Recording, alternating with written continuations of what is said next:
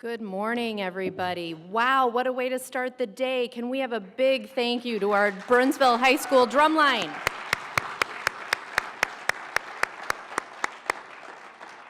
Okay, I think I've decided I want to start every chamber meeting with that from now on, because that was fun. That is super fun. For those of you that don't know me, my name is Jennifer Harmoning, president of the Burnsville Chamber of Commerce. I want to thank you all for coming out this morning. It is a huge priority for us at the Chamber to value our schools and their impact on our community.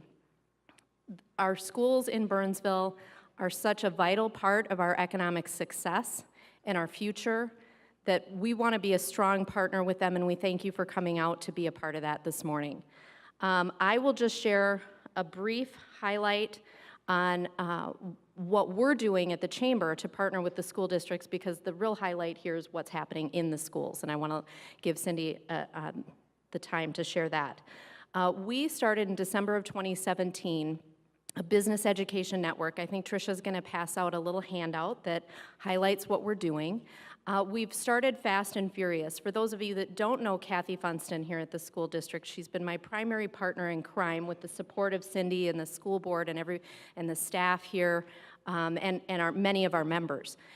We looked at this and we said it's vital for our businesses to be a part of the education process, to support our students, our teachers, our families here in Burnsville, and help them understand what the trends are in the workforce. They're so busy here learning and working and doing their thing that sometimes those trends happen, and many of our teachers haven't always been aware that we're in a workforce shortage or what the growing trends are in jobs and what the demands are for their students when they come out of high school. So as a part of that, we have a list of our programs. We started a workplace skills certificate. The purpose of this program was to address an issue raised by a lot of our employers, that they're finding a lot of people coming to the workplace today that don't have some of the core skills like attendance, core skills like knowing how to work with others, knowing how to communicate with people. So we found a curriculum called Bring Your A Game to Work. It's 7 A's. Attitude, attendance, appearance, etc. And these students come in. We've done 3 sessions of this class since last year, and we've had students come in, and we have a business person and an educator teach each section of the class. The students come out with a certificate ready to work. We've also done a teacher externship and a counselor externship where we take high school teachers and counselors into the workplace to see what is really happening. We also, next week, for any of you who are interested, we have the South Metro Student Job Fair. This has been going on for a couple years now, and we will be right here at the high school for businesses that are interested in hiring student workers, either while they're in high school, summer jobs, after high school, et cetera. So that'll be next Tuesday right here at the high school. We are also working on a work-based learning program for the summer to follow up on the workplace skills certificate class.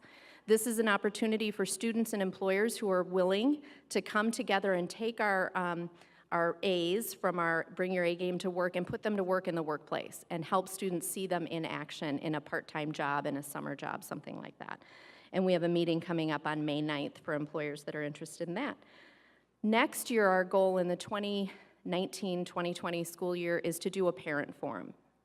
And the idea is the third leg of the school, if we're addressing students, we're addressing teachers, then we have parents that we need to be in the loop on what the workforce trends are, how to help guide their students through high school and beyond to be prepared for that. So stay tuned. If you're interested in any of those, my email is on the bottom. And like I said, the highlight of this morning is to see what's going on in the schools. And it is my pleasure to introduce my partner, my friend, Cindy Amoroso, Superintendent of ISD 191.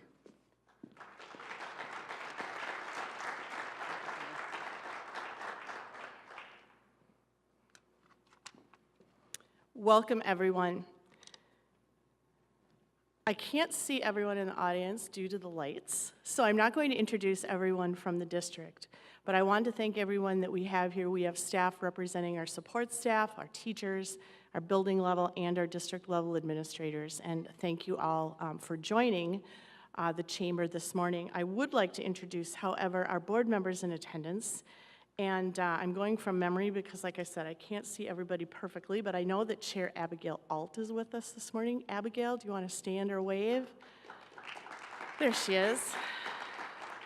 Director Dee Dee Courier is with us this morning. Dee Dee. And I don't think I'm missing anyone, but if I am, stand up and wave broadly so I see you, I think. And our board was here until 11 or 11:30 last night interviewing candidates, so thank you for being here early this morning as well. We're at a high school. To start out, I just want to acknowledge Jennifer's statement about the chamber and businesses valuing the schools and the partnership. And I just need to acknowledge the incredible partnership that has been developed between the district and the chamber. 6 years ago, when I came, there was virtually no partnership with the Burnsville Chamber and the schools. And in 6 years, what has been accomplished has been absolutely incredible. Most of what I talk about today is related to the support of the chamber, either directly or indirectly. And indirectly, it's hard to even begin to list the impact that each of you, as well as your business colleagues and chamber colleagues, have had, from mentoring our students, to providing funding, to supporting our levy, to teaching our Bring Your A-Game classes. I mean, the list goes on, and I cannot thank you enough on behalf of our school district for the support we have seen, the partnership that's been developed, and the continuing partnership that I know is only going to grow stronger in the upcoming years. So with that, a special thank you to Jennifer for asking us to do this and for hosting today's event. I would also like to thank and introduce, I know that Mayor Kautz is here. Mayor Kautz, are you there? You are. Thank you for being here.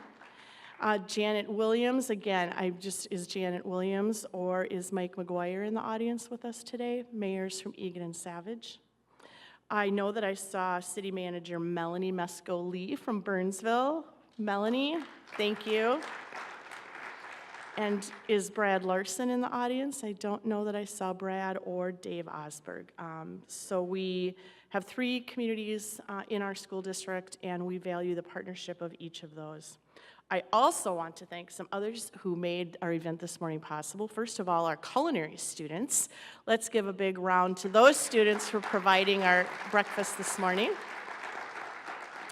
Our drum line, obviously, and yes, Jennifer, you maybe do want to start your chamber meeting every time with the drum line, but they're a hard act to follow. Also, our Burnsville Strong students who were part of the greeting this morning, handing out the information, and members of our speech team who I'm going to talk about in a couple minutes. So, I could actually fill the whole day telling you about what's going on in the district, and I know many of you have already heard a lot about what we're doing in District 191. We have embarked over the last, 6 years, but especially the last 3 years, to provide a district that's redesigned to meet the needs of today and tomorrow's students. So I'm going to talk about a lot of different things. Some challenges, the work we're doing now, the success we're seeing, and where we're headed. All of it, though, starts from one thing, and that's our mission. Each student, future-ready, community-strong. Every decision we make, every process we go through, we ask, is this aligned with that mission?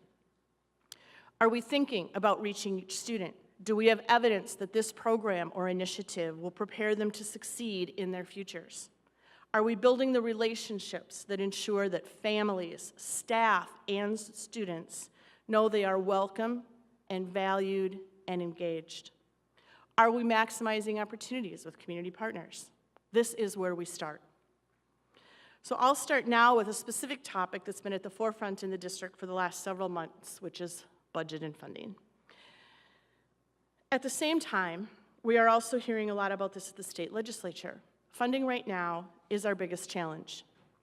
State aid, which is our largest funding source, has not kept up with inflation. Over the past 15 years, in fact, state aid has fallen nearly $600 per student behind where it would have been had it kept up with inflation. And I know many of you have heard that from us before. That would mean $5 million more for our schools next year. Many of you probably know that we just went through a process to cut more than $6 million from our budget. Imagine where we would be if we had received adequate general ed funding from the state over the last decade and a half. That sounds bad enough, but it's not the biggest problem when it comes to school district finance. There's a thing called the special ed cross-subsidy, again, which you may be hearing about. Special ed services are mandated by law, and I want to be clear, these services are essential for meeting the needs of our students. We do them not because they're required by law, we do them because that's what's needed for students to succeed. But the cost of these services and mandates is not covered. Although Congress has promised to pay 40% of special education costs, they never have. The state of Minnesota has also put a cap on how much they will pay, which is supposed to be 60% of the mandated cost. That cap exists, however, no matter how much the need has increased. So districts are left with one option. Take money that would otherwise be used for general education and use it to cover these services. In District 191, that difference between what we spend and what is provided to us is $12.7 million a year. That $12.7 million is coming out of the general fund. The same general fund for which we would have $5 million more if aid had kept up with inflation, and the same general fund where we just had to cut $6 million. You get the picture. We're not alone, but we are affected more than some school districts. Thirdly, we're a declining enrollment district. There are a lot of reasons for this, including it simply being part of the life cycle of a suburb. The reality, however, is that declining enrollment is responsible for the smallest portion of our budget deficit. That's important to understand because I hear a lot in social media and in the community that we need to stop the declining enrollment, that we'd be fine if we stopped declining enrollment. We're $5 million short in our aid. We're $12.7 million short in our special ed subsidy. Our declining enrollment accounts for 1.2. Significantly less than what we're seeing in those other two major funding sources. These funding challenges are not new. We've had to respond to them for as long as I've been a part of 191 and long before that too. So, how have we adjusted? Before this year, thanks to community support for referenda and thanks to a significant reserve fund, we've been able to avoid large and painful cuts. This year we weren't. We went through a difficult process to identify reductions. We kept our mission in the front of our mind and protected those programs, services, and positions that are essential to that mission. But that won't solve our challenges going forward. Connecting with legislators to make clear the need for comprehensive funding, community members took action with a letter writing campaign, and we're beginning a facilities study now that will provide data so decisions can be made affecting the 2021 school year. That being said, we know that closing facilities, selling facilities is not a major addition to our general fund budget. Closing schools usually account for just a few $100,000 that's saved in closing. And if we were to sell property in the district, that revenue goes to paying off your bond debt. It does not go to the general fund. So the reality is we could be looking at selling a property and turning around and needing to cut another $6 million, which would be really difficult for the community to understand. But that's how school funding works. But despite these challenges, we are excited for where we're headed and what we're accomplishing. We are focused on our mission, our vision, and our strategic directions. I mentioned at the beginning that all of our work starts with our mission, and that's true. But there's much more to it than just a catchy phrase. We have specific strategic directions and values that guide our work, and I want to share them with you because they don't get talked about enough in public. It's a different kind of strategic planning model than some might be used to. It's a one-page guiding document rather than the big plan that sits in a 3-ring binder on the shelf or now electronically in a file. These are our strategic directions. Again, they may look different from what you may have seen in other places. There are no numbers. These are the directions that we are to follow as we're making decisions in our district. We understand that each school, each program may have specific goals that make sense for them. This is true whether we're talking about student achievement or community engagement. We're in our third year of Vision 191. You've probably heard about it, certainly if you've been in any conversations with me or seen me speak. But what is it? It's restructuring our schools. You're in the school that had the most change, and I encourage you to take a tour after this presentation to see how much it's changed. But it's not just about facility and building improvements. It's about creating a comprehensive high school, creating a true middle school model that meets the social, emotional, and academic needs of those students in the middle. And it's creating community schools with a strong academic foundation for pre-kindergarten through 5th grade students. It's also about technology. It's about a model that prepares students for future success. And when we talk about future success, it's not just about graduates leaving our doors and entering the real world. It's about those 4-year-olds being ready for kindergarten. It's about those 3rd graders reading at grade level and being ready for 4th grade. It's about 5th graders being ready for middle school, 8th graders being ready for high school. It's about all of those things that we need to be paying attention to and prioritizing. It's about wraparound supports. And those wraparound supports are numerous, and I'm going to talk about them in more depth, and then family and community engagement. So these are the broad outlines of how we approach our work, the big picture of what we're about. So now let's get into some details. How are we delivering on that mission?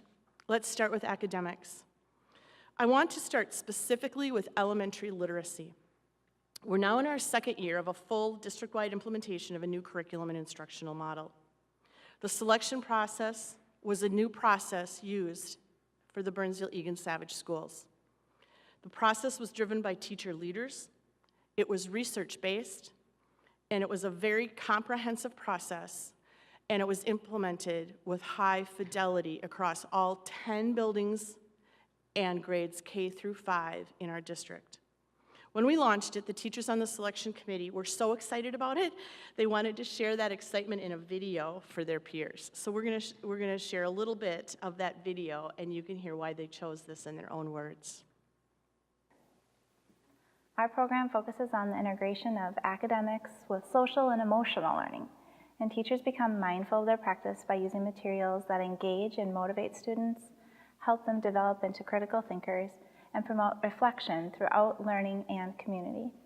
The materials are culturally proficient.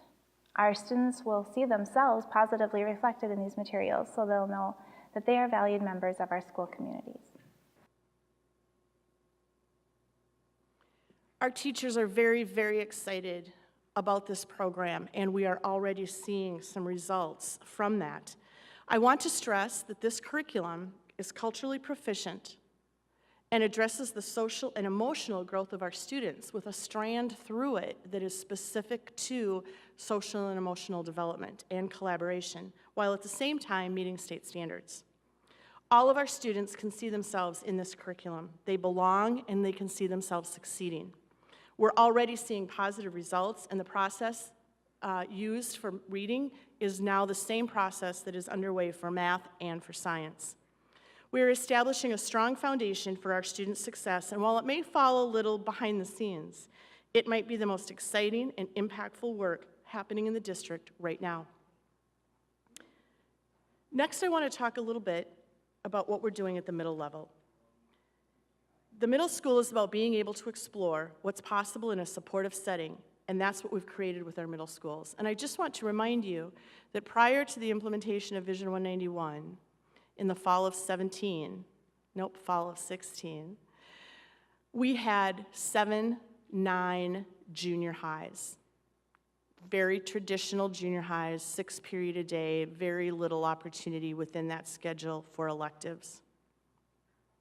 Our middle school now is about being able to explore what's possible in that supportive setting.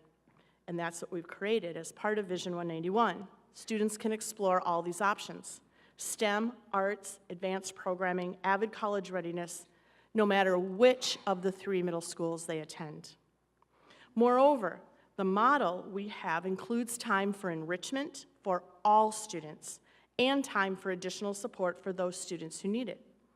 For example, a middle school student who needs extra help when it comes to reading That student isn't kept out of electives. All students means all students. Because of this structure, students are finding the things that make them excited, and it lets them prepare for all of the options they'll have at the high school. In fact, the classes that students take at the middle school really are the first steps toward the pathways at Burnsville High School. Here's Metcalf engineering teacher Mindy Mallinger explaining how this works in the engineering pathway. And by the way, in our Vision 191 model, all students at the middle school take engineering. The Project Lead the Way classes at the middle schools focus on real-world application and problem solving. So they're given many opportunities and a lot of student choice in designing and testing and creating different solutions to real-world problems. They get to have an engineering lens while looking at how they could create those different solutions. So it's not only saying, like, how can I create this, but what is the process involved and how can I think critically to solve those problems while following the design process in engineering. It's very unique for students to be learning the design process in middle school. As they continue on, it gives a really nice foundation for when they go to the high school, and if they want to continue with engineering or Project Lead the Way classes, they'll be using that design process throughout their whole time in those classes. And so starting them out here, giving them a solid foundation and the exposure is just going to lead to challenging and adapting and what they can do with it later as they get older and kind of fine-tune those skills. When planning for Project Lead the Way at the middle school, it's really important to think about the pathways at the high school. With 8th grade and robotics especially, they have more advanced robotics at the high school. So getting exposure to all of the moving parts and seeing how things work and really just seeing, this is something I'm interested in, and then taking it a step further with the pathways. So I think a lot of students, they get excited about it. And it's different, it's fun, it's new, it's really hands-on. And so then saying, okay, you really were awesome, you got this was fun and creative, and you're good at it. So what more can you do? Well, here this is exact plan set up, and then students, they don't feel as lost, and then they can continue to find their passions within the engineering and Project Lead the Way classes. So that's an awesome foundation and entry to the pathways available to those students then at the high school. So at the high school level, there's really too much to cover in our short time. So I'm just going to get into some of that innovative work we're doing together later. But right now, as we're focused on what might be considered classic academics, I want to share what's happening with our language arts offerings. I talked about the language arts program we've implemented so successfully at the elementary. At the high school, led by teachers in the department and coordinator Franny Bacour, they have completely reimagined the department around giving students greater choice and including student voice in what's offered. So, what new English classes will students be taking next year? How about detective and Gothic literature? Mythic patterns. Okay, as a former English teacher, I would love that class. Writing for STEM. The film is literature. Those are just a few examples. Students can gain the skills and knowledge they need when it comes to literature and writing, and they can do it in a genre that engages them fully, that they get to choose. As this was developed and put into place in our course catalog, more than a few people commented that this model seems a lot like college, and that's exactly right. Our students are preparing for their future, including success in college, right now, without having to leave Burnsville High School. The last item I want to highlight in this section is our AVID College Readiness Program.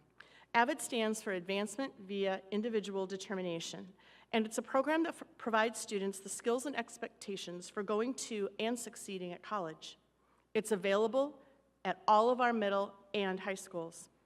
Although AVID targets students in the academic middle and those who may be first-generation college students, it benefits all students through the school. Students learn how to take notes, how to get organized, how to present their work to peers, and much more. AVID also creates a college-bound culture. Our students know that if they choose it, the door to college is open to them. And I have a personal example about AVID. My daughter was in AP Chemistry. She did not know how to take notes, and even if she did, she didn't know how to study them. All of a sudden, one night, she came home, and I was going to quiz her, as I did often, and she said, "Mom, we learned the coolest thing today in AP Chem."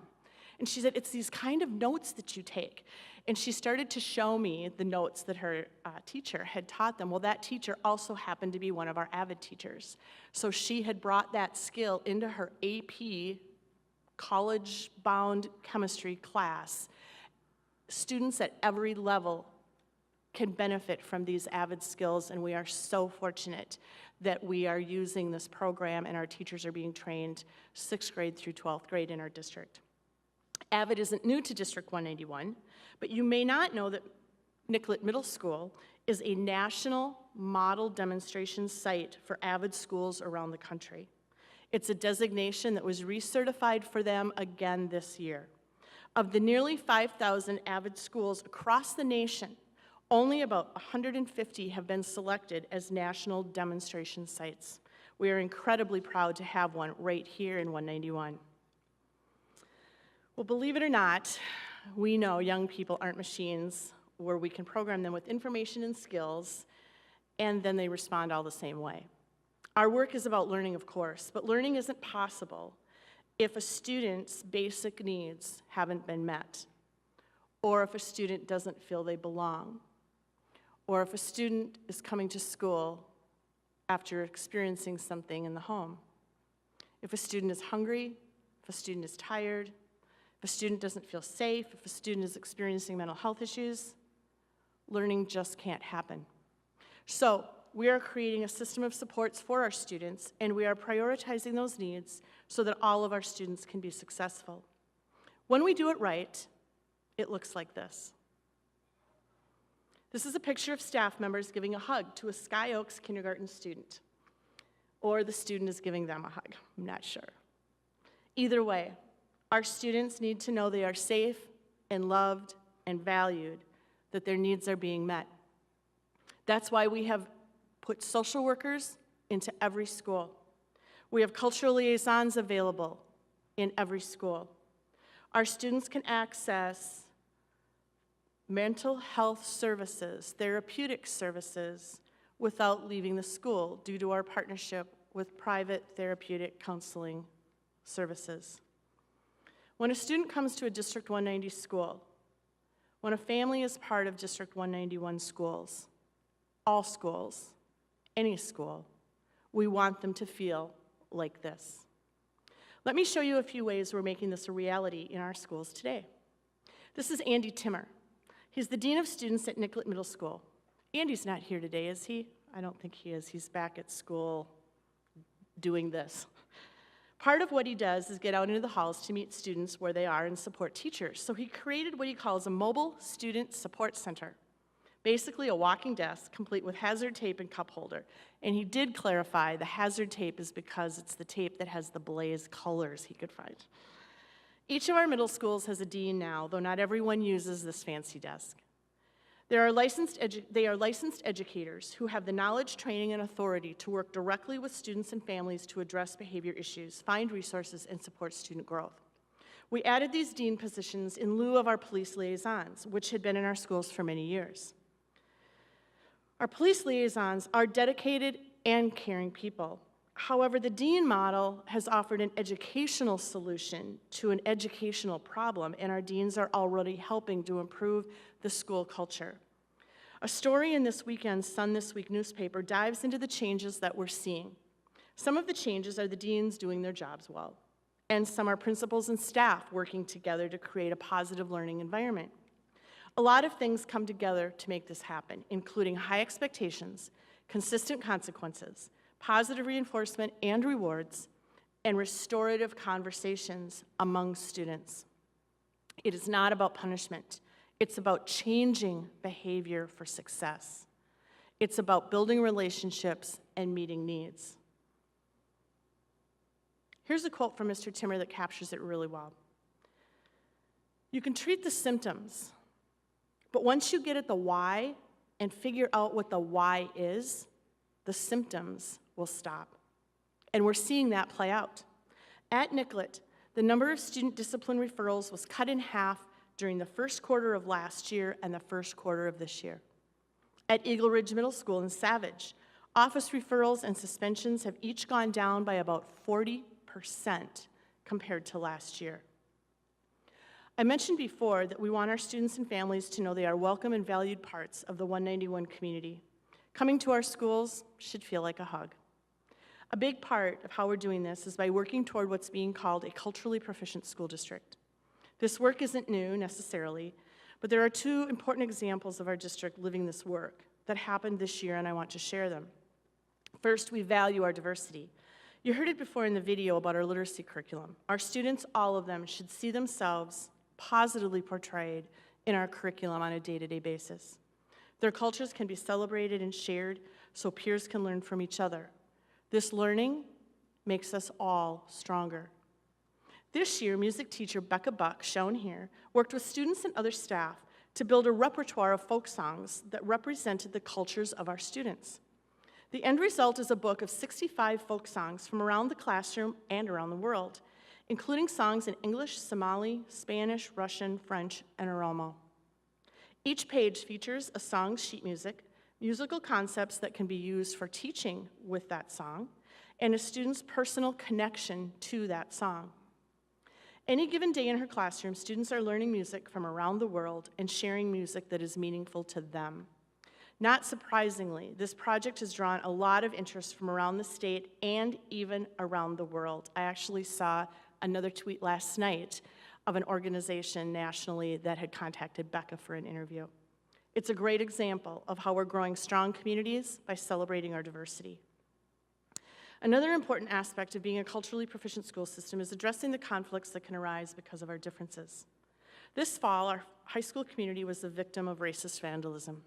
While we know that it was done by students outside of our district, it hurt our students and it kicked off work that led to a powerful day of conversations around race and what kind of a community we want to be. It was an event called Speak Up. These conversations are difficult, but they are essential. We must hear each other's voices so that we can respond to students' needs, families' needs, staff needs, and that's what we're committed to doing. We are a unique school community with unique challenges and unique strengths. I won't go through all the statistics that you can see on our by-the-number sheet, but these are numbers that you won't see in other school districts. Let me just highlight, however, the number of weather-related phone calls we've made on that statistics sheet. About 9,000 students, more than half of whom qualify for free reduced price lunch meals.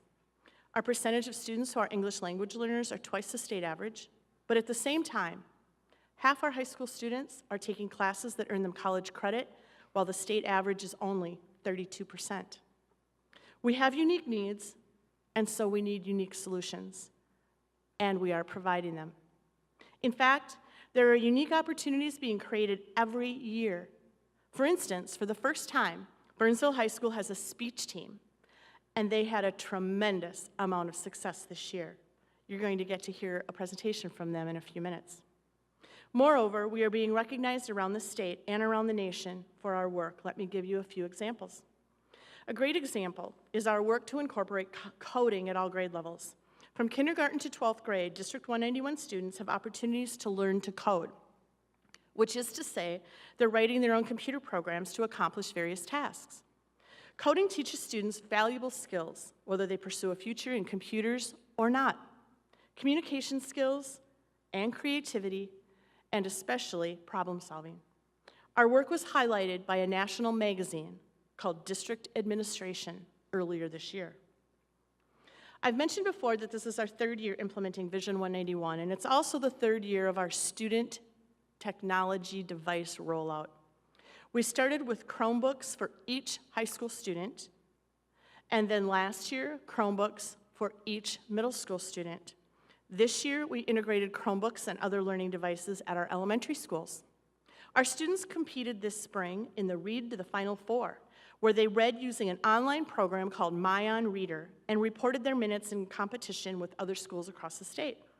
Hidden Valley made it to the Sweet 16, and William Byrd made it to the Final 8.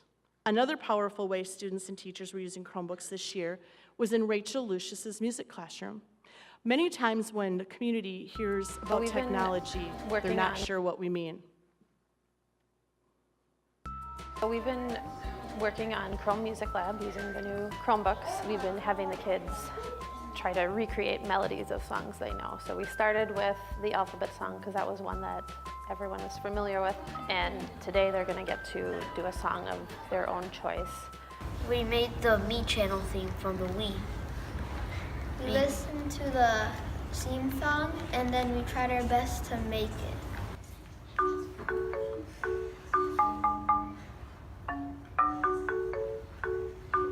It really is practicing some sophisticated musical skills like training their ear to hear intervals and rhythms, but it's all with colored boxes, so it doesn't require any music literacy. So people that might feel like they know nothing about music can still access this content. It's not just like a simple song, it's like a song you hear on the radio. I think each of the kids having their own Chromebooks, for me as a specialist, makes technology much more accessible. And it's nice to find a meaningful way that is engaging and really is working on some sophisticated musical skills, but I think they feel like they're just playing. That's a great example to illustrate how technology becomes embedded instructionally. It's not just about students using a device to do word processing or create a spreadsheet. It actually changes the way our teachers teach and the way our students learn. As our teachers become more comfortable with this technology and we are able to deliver more training and embed strategies within our curriculum, the way these devices are used will expand what our students can do. It's incredibly exciting. I'm going to finish by talking about pathways. I'm sure you've heard about it before, but as a reminder, the pathways model is thinking differently about getting ready to graduate from high school. It's not checking boxes to earn a diploma. It's finding a passion and getting ready for what comes after graduation. It's a culture of being future ready. And I'm going to give credit to Principal Dave Helke, who coined a phrase for us. And the concept is that usually most high school students plan for graduation. But we want our model having students graduating with a plan. And that's really what this is all about. Some of you may have seen this video in the past, but we've updated it, and I think it's worth watching again to get an idea of how our Pathways model works. At Burnsville High School, we've created amazing spaces for students, including classrooms designed for flexible learning, new activity spaces, and even a fabrication lab. Even more exciting is what's happening inside those spaces to ensure our students will be ready to succeed in careers and college. It starts with taking an innovative approach to how we ask students to think about and plan their academic careers. It's called Pathways, and it's all about helping students explore their passions, discover their potential, and prepare to learn for life. When students register for classes at BHS, instead of classes organized by department, they'll see them organized by career field and pathway. Career fields are broad categories of career interests. We use 4 career fields at BHS: Arts, Global Communications and Information Systems, Design, Engineering and Manufacturing Technologies, Business, Management and Entrepreneurship, Health Sciences and Human Services. Within each career field are several pathways. Basically, these are series of classes that students can take to help them follow their interests and prepare for careers in college. By looking at the pathway that includes their career interest, students will find classes that make sense for them. The idea is to have students be future-focused. Think about what types of careers might interest you. Maybe journalism, or engineering design, or culinary art. Then find that pathway and see what classes you could take. So for a budding marketer, the marketing pathway will introduce them to classes that match. Building from 9th grade on up to senior year, students can find and plan to take the classes that will prepare them for their future. Pathways are not about locking yourself into a track or limiting your choices in any way.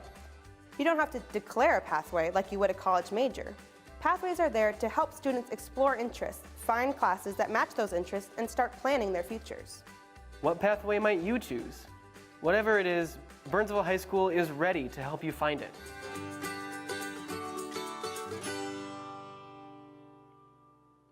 That short video just gives you a glimpse of the opportunities that are available to our students at Burnsville High School. In our culinary program, for instance, which many of you may have sampled the the efforts of this morning, students can earn their Safe Serve certification, learning about cooking and other aspects of the hospitality industry. I just learned this morning in talking with one of the students that were in the lobby that when he graduates this spring, he has already secured a job at Spoon and Stable Restaurant in downtown Minneapolis as a result of the work that he did in our pathway. So that's the excuse I needed to start going there more often. Teacher Matt Deutsch in our culinary program, who many of you may have met or talked with this morning, is shown here working with a student at a competition this spring. He was named the ProStart Culinary Teacher of the Year in Minnesota this year.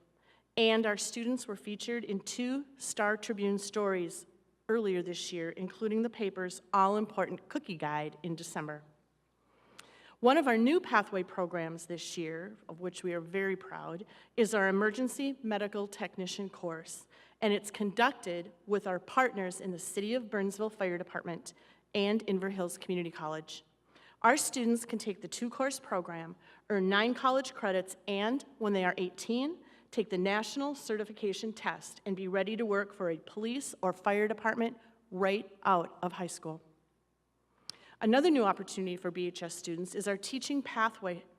Students now have the opportunity to take 2 introductory education classes, earn college credits, and really dig into teaching as a future career opportunity. Earlier this year, they met with National Teachers Union President to talk about what they're learning. The program was featured by MinnPost and the Star Tribune. The most important part of all of these opportunities and more is that they are available to every student right here at Burnsville High School in what we call a wall-to-wall pathway model.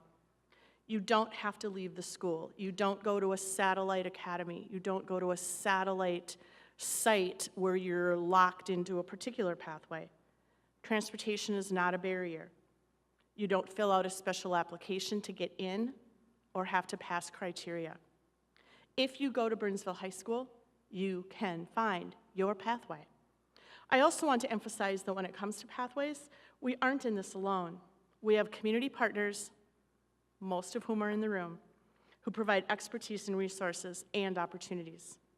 Whether it's the City of Burnsville and our EMT program, Firefly Credit Union and our marketing pathway, Walzer and our auto tech pathway, just to name a few, we know we are stronger when we are community strong.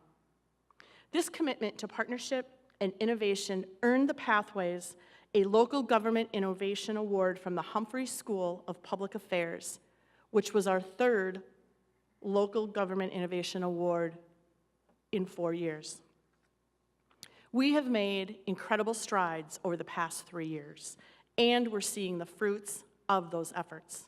Strong academic foundation for all students, strong wraparound services so students can focus on learning, strong partnerships so we can continue to provide unique and innovative opportunities for all students. Thank you. Again, thank you to the Chamber as an organization, and thank you to all of you individually for the conversations, the support, the partnership that we are experiencing every day from our community partners. We could not be doing this without you. We would not be experiencing the success that we are, and we won't be successful moving forward without that continued and even stronger partnership and involvement. Now, as promised, I want to introduce 2 students who are part of the Burnsville High School speech team. This is a brand new team at Burnsville High School. I'm a former speech and English teacher, former speech team member in high school and college, and that surprised me when I came because we have such strong academics, such strong arts programs, and it just surprised me that we didn't have a speech team. Well, they have seen a great deal of success this year in their first year, both in the regular season and at the sections tournament, taking home several awards, including 3 section awards, and I will say the majority of our team are 9th graders. The team is coached by Derek Tano and Catherine Ryder, and so many kudos go to those 2 coaches who have started a brand new activity, started a brand new team, and have already laid a successful foundation for Burnsville High School to move into the future. So today we have 2 ninth grade students here to present their award-winning duo interpretive speech. This particular category in speech is unique because it involves 2 people rather than just one. During their speech, there are no props, and they can never touch or make eye contact with each other.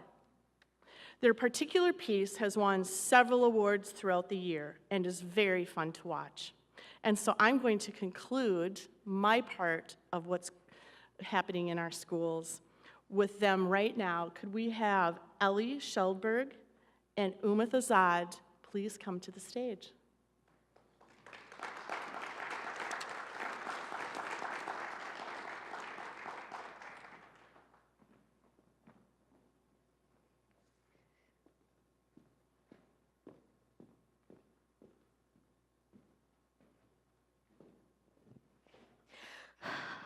Oh, Jasmine, Jasmine, Jasmine, you can't keep rejecting every suitor that comes to your call. The law says you must be married to a prince by your next birthday. The law is wrong. Jasmine, you've only got 3 more days. Father, I hate being forced into this. If I do marry, I want it to be for love. But Jasmine, you're a princess. Then maybe I don't want to be a princess.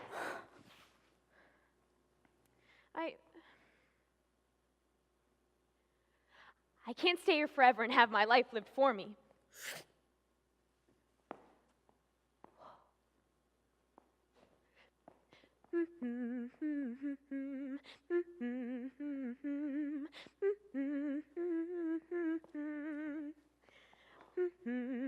Wow. Shoot.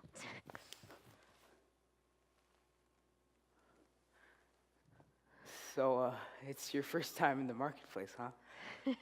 Is it that obvious? Well, you do kind of stand out. So where are you from? What does it matter? I ran away, and I'm not going back. Really? My father's forcing me to get married. That's awful.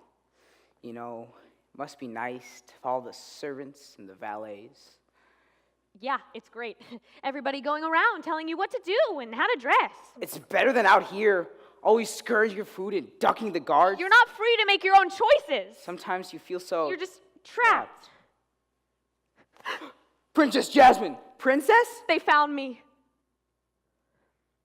Our coaches told us that if we wanted to do Aladdin as our duo, it would be a good idea because I have the energy of the genie and the vocal talents of Jasmine and the adorability of the magic carpet. I bet you can guess why I'm here. It's 'cause I'm brown. In the classic Disney story of Aladdin, we learn that things, specifically people, aren't always what they seem. But love always finds a way, even on a magic carpet.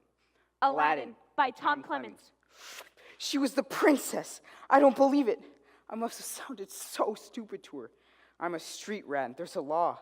She's got to marry a prince. I'm a fool. You're only a fool if you give up, boy. Who are you? A lowly person like yourself, but together perhaps we can be more. I'm listening. There is a cave, boy, a cave of wonders filled with treasures beyond your wildest dreams. Treasures enough to impress even your princess, I'd wager. But the law says only a prince can... Haven't you ever heard of the golden rule, boy? Whoever has the gold makes the rules. So, do we have a deal? Remember, boy, first fetch me the lamp, and then you shall have your reward. Well, would you look at that? Just a handful of this stuff would make me richer than the Sultan. A magic carpet. Don't worry, I'm not going to hurt you. Don't go. Maybe you can help.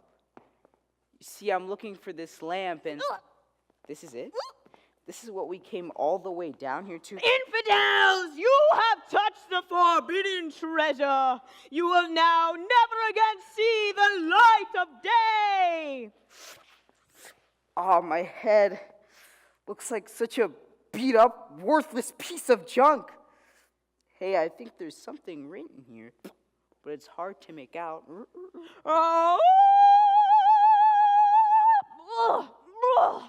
10,000 years will give you such a crick in the neck. Oh, does it feel good to be out of there? Hi, ladies and gentlemen. Great to be back. Hi, where you from? What's your name? Aladdin? Aladdin. Hey, that's a great name, Aladdin. Hey, can I call you Al or maybe just Din? I must have hit my head harder than I thought. Say, you're a lot, smaller than my last master. Either that or I'm getting bigger.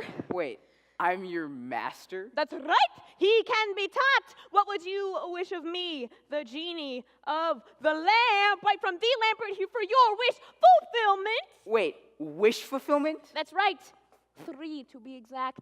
An ixnay on the wishing for more wishes. That's it. 3. Uno, dos, tres. No substitutions, exchanges, or refunds. Now I know I must be dreaming. So, what'll it be, a master? So you're gonna grant me any 3 wishes I want? Almost. There are a couple of provisos, a couple of quid pro quos. Rule number 1, I can't kill anybody, so don't ask. Rule number 2, I can't make anybody fall in love. Rule number 3, I can't bring people back from the dead. It's not a pretty picture. Other than that, you got it. So, let's make some magic. Well, there's this girl, but she's the princess. The only way to have a chance is if... Wait, can you make me a prince? Is that an official wish? Say the words. Genie, I wish for you to make me a prince. Jasmine, Jasmine, you must come see this.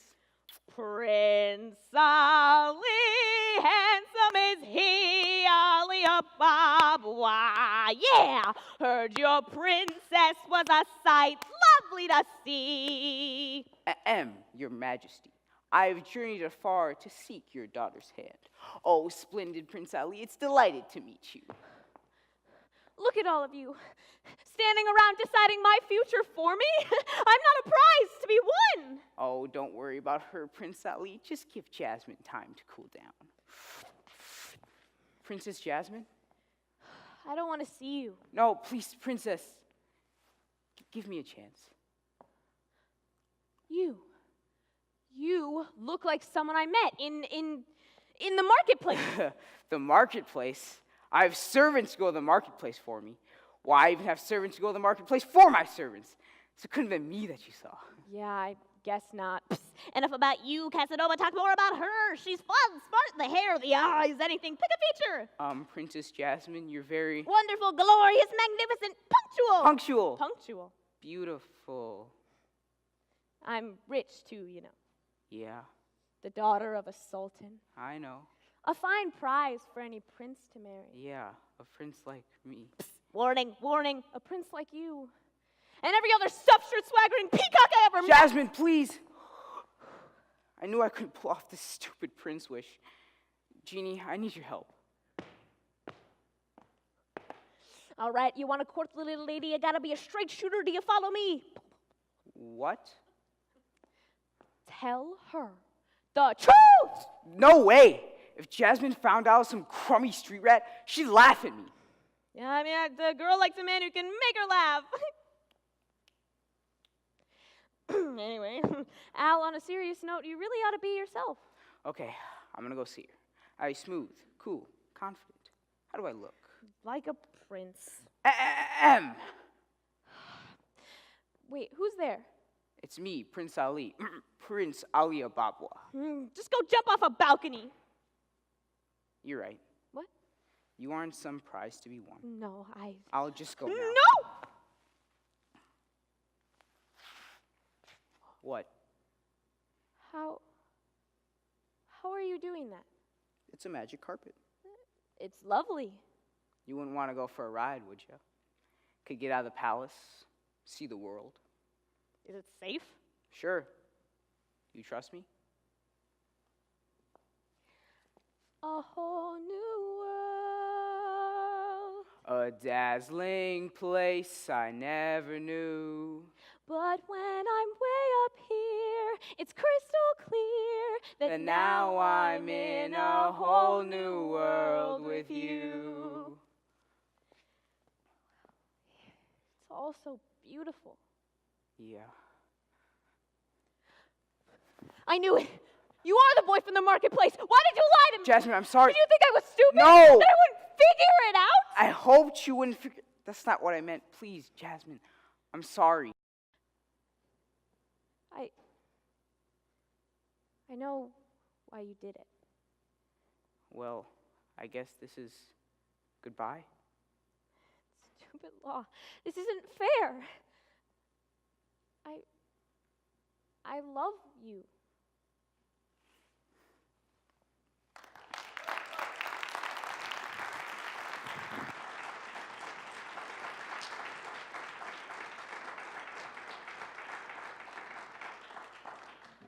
As if the drum line wasn't a hard enough act to follow. Weren't they amazing, guys? Thank you so much. Well, I hope you guys enjoyed getting a glimpse of what's happening here in the school district, and it was really just the highlights. Thank you so much, Cindy, our superintendent. Thank you. To Kathy Funston, Aaron Tinklenberg, Marsha, everybody who made this happen this morning, and for all of you for coming out. Our schools are so important to our community. Thank you for being here to support them. Please help us continue to get the message out about the exciting things that are happening here at the district. This is our first ever State of the School District event like this, so help us grow it in the future and bring some friends and help share the message. We will be posting the videos and so that you can help share this in the future. Now, as Cindy mentioned, there's going to be tours, and I hope if you haven't seen them before, from Auto Tech to the new Commons to everything they have going on here, I hope you'll stay for a few minutes and go on a tour and ask any questions you have. But for that, thank you for coming out this morning, and we'll see you again soon.